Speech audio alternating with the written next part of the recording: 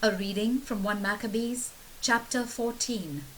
In the year 172, King Demetrius II gathered his army and went to Media to seek additional help for his war against Tryphon. When King Arsaces VI of Persia and Media heard that Demetrius had entered his territory, he sent one of his commanders with some troops to capture Demetrius alive. They attacked and defeated the army of Demetrius, took him captive, and brought him back to King Arsaces, who threw him in prison. The land of Judea was at peace as long as Simon lived. During his entire reign, he used his position of power and influence to do what was good for his people, and they were always pleased with him as their ruler. He added to his reputation when he captured the port of Joppa and opened up the route to the Greek islands. He not only enlarged the territory of his nation and gained control of the whole country, but he brought back many prisoners of war and captured Gezer, Bethzur, and the fort in Jerusalem. He purified the fort, and there was no one to oppose him. The Jews farmed their land in peace. The land produced its crops, and the trees bore fruit. The young men showed off their splendid military uniforms, while the old men sat around the city squares and talked about the great things that had happened. Simon supplied the cities with food and provided them with weapons of defense. His fame spread everywhere. He brought peace to the country, and Israel's joy knew no bounds. Everyone lived in peace among his own grapevines and fig trees, and no one made them afraid. In those days, all the enemy kings had been defeated, and there was no one left in the land to fight the Jews.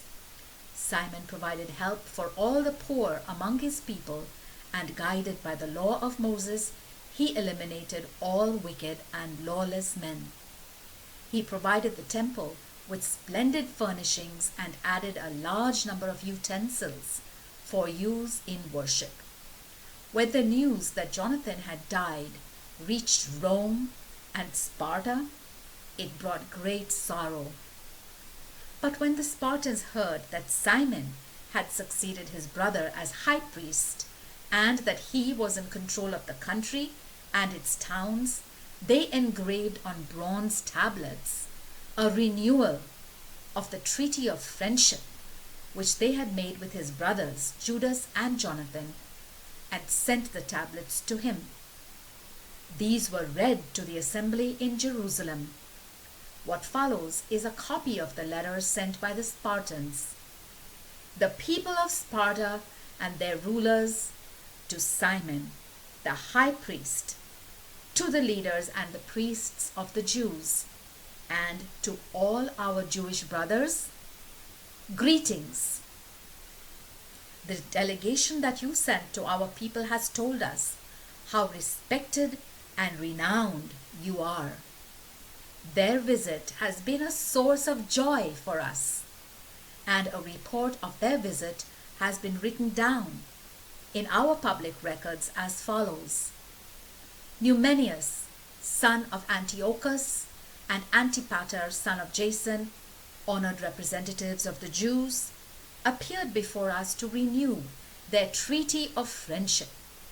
The assembly of the people was pleased to receive these men with all honors and to place a copy of their report in the public archives, so that the people of Sparta may have it on record.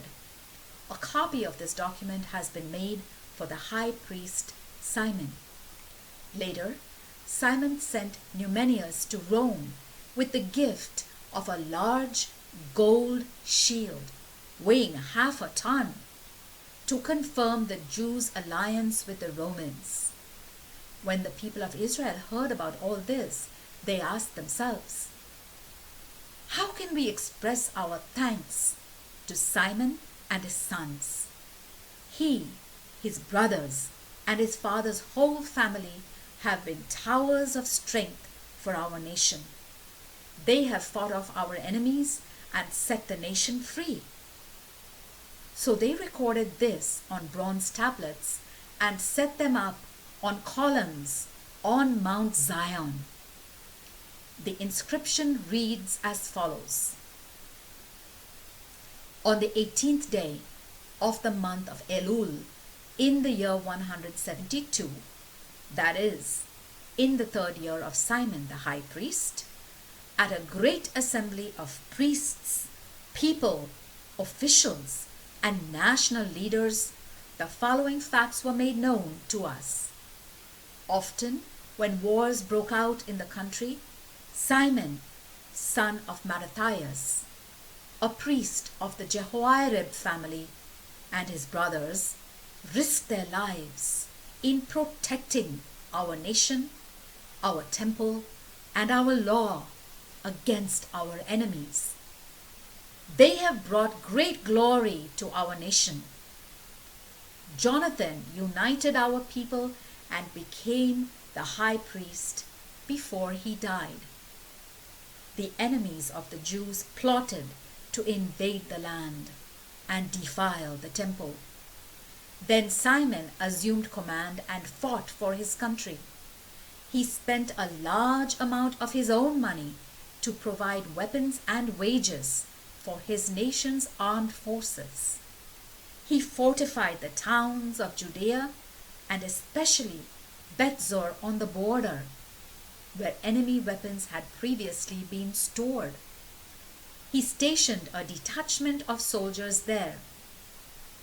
He fortified the seaport of Joppa and the city of Gezer on the border of Azotus, which was previously occupied by enemy soldiers. He settled Jews there and provided the towns with everything that the people needed. When the people saw Simon's patriotism and how he wanted to bring glory to his nation, they made him their leader and high priest. They did this because of all that he had accomplished through his loyalty and because he had brought about justice and had tried in every way to bring glory to his nation. Under his leadership, the Gentiles were driven out of the land. Enemy soldiers were forced out of the area north of the temple, where they had built the fort, from which the soldiers used to go out and defile the holy temple. Simon settled Jews in the fort, strengthened it for the security of the country and the city of Jerusalem, and increased the height of the city walls. As a result, King Demetrius confirmed him as high priest, gave him the title of friend of the king, and treated him with great honor. Demetrius did this because he had heard that the Romans were calling the Jews their friends, allies, and brothers, and that they had received Simon's delegation with full honors. Therefore, the Jews and their priests are happy to have Simon and his descendants as their leaders and high priests until a true prophet appears.